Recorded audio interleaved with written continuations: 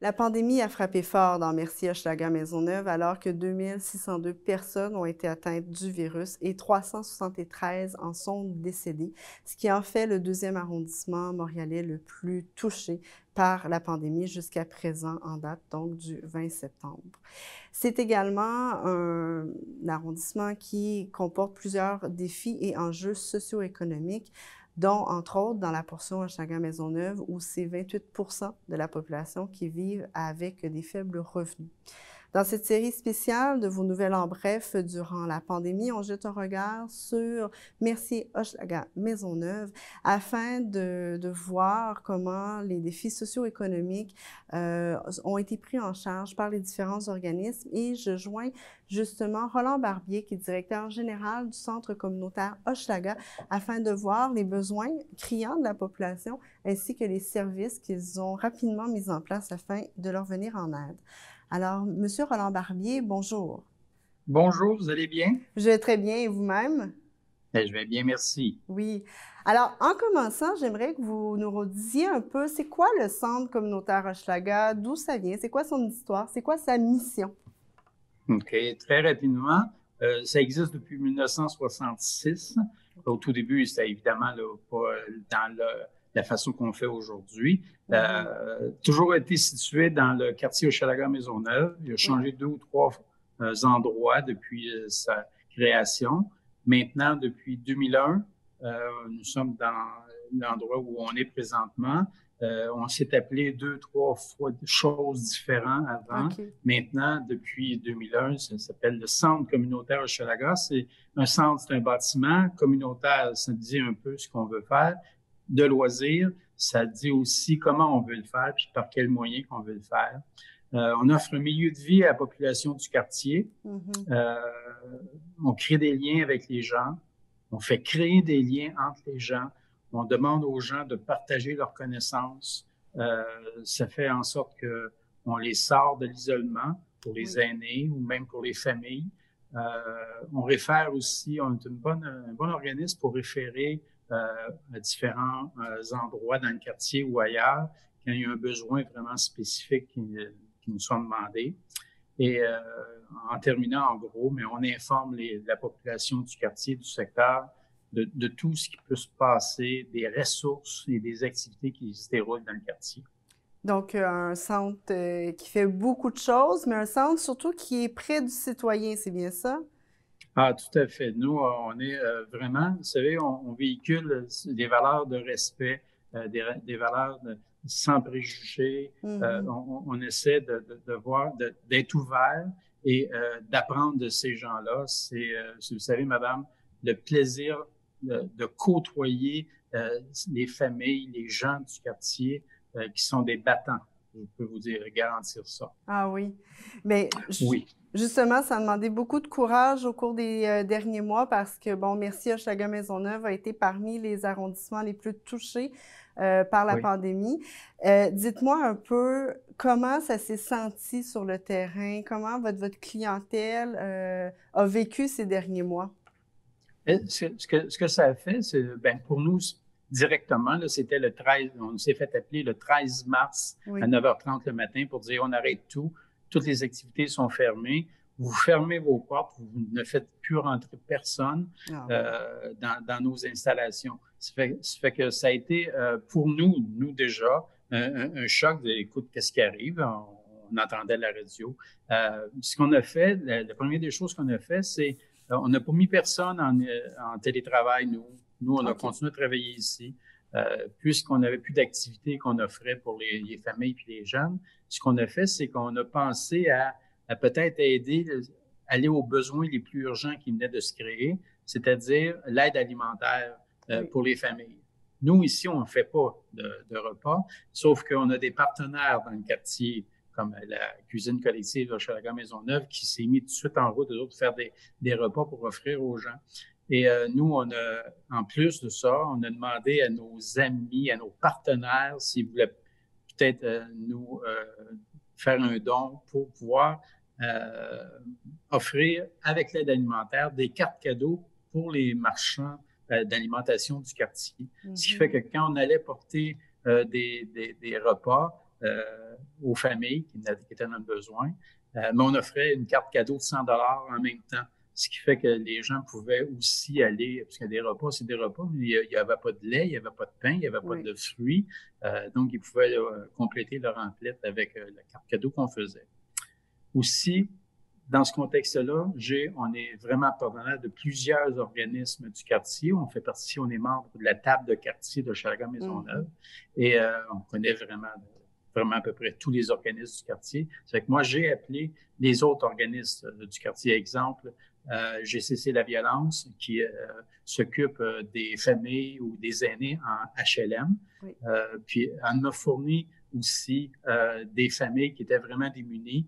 Puis c'est chez eux qu'on est allé porter des cartes cadeaux pour vraiment cibler les familles puis les aînés qui en avaient vraiment besoin. Oui. Si on se souvient, madame, au début, le premier ministre, les directives qu'on avait, c'est que les aînés de 70 ans et plus, il n'y avait pas le droit de sortir. Il était à regarder ces trottoirs. « Hey, tu as 70 ans et plus, reste chez vous. » Nous, on les appelait, les gens, puis on disait « Avez-vous besoin de quelque chose? » Ça fait qu'en plus de leur offrir gratuitement ce qu'ils avaient besoin, on allait faire les emplettes pour eux, on allait livrer chez eux.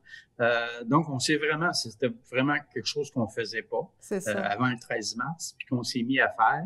Et avec l'aide de nos partenaires, en très, très peu de temps, là, 2 semaines, on a amassé 55 000 $ pour ces cartes cadeaux-là. Ce qui fait que plusieurs familles qui ont reçu ce service-là, c'était très, très, très apprécié. Oui, c'est ça. Donc, vous avez vraiment dû vous réinventer, c'est le mot, hein? Tout à fait. À ce moment-là, on partait de complètement autre chose, puis on a développé sur un autre projet. Exactement. Voilà. Est-ce que vous avez vu vraiment une demande augmenter, un besoin dans la collectivité d'aide communautaire, là, comme vous faisiez? Oui. Ce qui est surprenant, vous savez, je pourrais vous dire longtemps, là, c'est un secteur défavorisé, ce sont des familles vulnérables, ce sont un contexte, un lieu où c'est difficile. C'est pas du tout ça que moi je perçois. Quand j'appelle les familles, il y en a plusieurs qui m'ont dit, mais écoutez, nous autres, c'est correct. Aller vers quelqu'un d'autre, on est correct, nous autres, cette semaine. Ça fait qu'on n'a pas besoin d'avoir de repas ou de cartes cadeaux. Je vous remercie beaucoup. Les gens, surtout, vous savez, il y avait une maman qu'on a demandé, mais écoutez, on va vous envoyer une carte cadeau. Mais elle dit, ça ne m'aidera pas bien, moi, la carte cadeau, puisque j'ai 3 enfants, puis j'ai un nouveau-né. Je ne peux même pas sortir avec mes 3 enfants. Vous savez, à partir de là, elle nous envoyait sa recette, ses commandes qu'elle faisait, qu'elle voulait avoir. Puis, écoutez, le plaisir qu'on avait d'aller livrer chez eux, on savait que c'était un nouveau-né avec 2 autres enfants. Ça fait, c'est des choses comme ça qu'on crée des liens. Oui.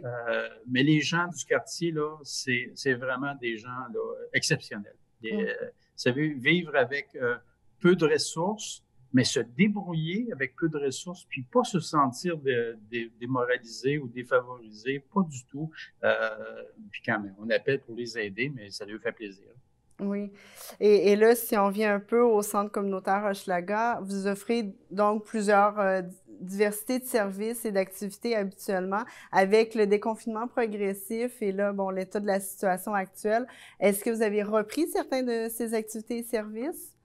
Bien, on a été les premiers, nous, je parle nous là, au sens large, les organismes qui offraient des camps de jour partout au Québec. Donc, on a été les premiers à recevoir les enfants, réouvrir nos activités normales, on peut dire. Évidemment que ça ne s'est pas fait de façon identique aux années passées. Chez nous, on a eu, pour vous donner un exemple, la moitié, on a été obligé à cause de la distanciation physique et des mesures sanitaires, on n'a pu que recevoir la moitié des enfants qui étaient déjà inscrits les années passées. On a fallu engager plus de personnel et on a été aussi dans 4 lieux différents, dans 3 écoles et au centre ici. Donc, les gens, pour vous donner un exemple, mon personnel, par rapport à l'été, une 40aine de personnes, mais il y en a 30 que j'ai vues la dernière fois le 29 juin, puis que j'ai revu le 15 août, parce que même moi, je n'allais pas dans les espaces ailleurs pour pas amener du virus Oui. et pour vraiment protéger, comme on nous demandait de faire.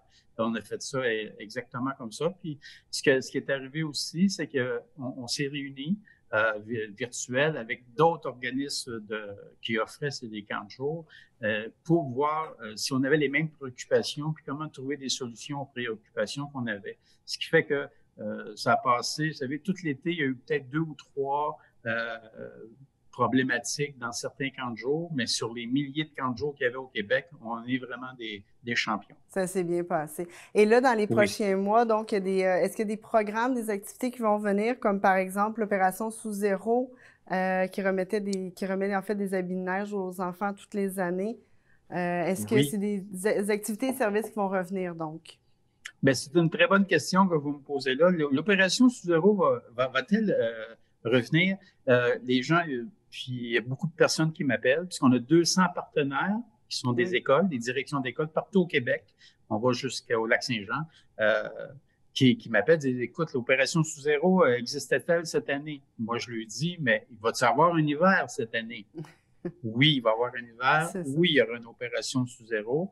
On est en train de mettre en place le fonctionnement qui va être différent, mais l'objectif va être atteint et on va habiller au minimum 4500 enfants partout au Québec avec des habits neufs de belle qualité pour le plaisir des enfants qui vont pouvoir, vous savez, on dit on va les habiller, mais quand on habille des enfants, quand les enfants s'habillent pour aller jouer dehors puis qu'ils sont dans un beau vêtement, un vêtement chaud, mais ça contribue à ce qu'il y ait des activités physiques extérieures. Oui. Ça contribue à avoir l'esprit d'enfant qu'on recherche tous, qu'on veut dire, mais écoute, va jouer dehors.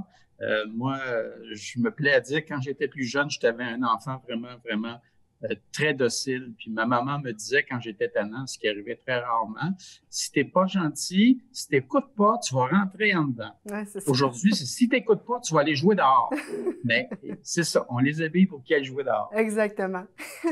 Et là, en terminant, donc, si les gens veulent vous rejoindre, s'ils veulent avoir recours à vos services, c'est quoi la meilleure manière de communiquer avec vous? Bien, écoutez, il y a le CCH, Centre communautaire Hochelaga. Sur Internet, c'est facile à nous rejoindre. On a notre site Internet. On peut nous appeler au téléphone. Bien souvent, je me fais appeler puis pensant qu'il y a quelqu'un qui a besoin de nous. Puis non, c'est quelqu'un qui veut nous aider, qui a des choses à partager, qui a des façons de faire. Puis nous, on est bien ouverts là, sur les nouvelles propositions qu'on a. Ce qui fait que Centre communautaire Hochelaga, vous nous appelez. Ça va nous faire plaisir de voir ce qu'on peut faire pour vous. Sinon, on vous réfère à quelqu'un, on ne vous laisse jamais tomber sur l'appel. Bon, donc on va les renommer. Donc, le cchochelaga.org pour le site Internet et le 514-527-1898. On vous contacte pour si on a besoin d'aide ou encore si on veut vous aider et participer à cet bel effort collectif, d'autant plus dans cette période plus difficile. Alors, vous êtes bien gentil. Moi, je m'engage avec vous, madame, de vous faire un suivi sur les gens qui vont nous appeler, de vous faire un suivi pour savoir c'est quoi l'impact qu'on a eu ce matin de nous parler. Exactement. Bien, Roland Barbier, directeur général du Centre communautaire Hochelaga, merci d'avoir pris le temps de discuter avec nous aujourd'hui. Madame, je vous remercie. Au revoir. Au revoir. Et moi, je vous invite à vous rendre sur tcftv.ca afin de voir les autres épisodes sur Merci Hochelaga Maisonneuve. On y discute entre autres avec le maire d'arrondissement Pierre Lessard-Blais ainsi qu'avec Viviane Caron, directrice générale de l'Association des commerçants de Tétroville afin de parler de commerce local. Suivez-nous également sur Facebook, Instagram et Twitter afin de ne pas manquer les autres épisodes sur d'autres arrondissements montréalais. À bientôt!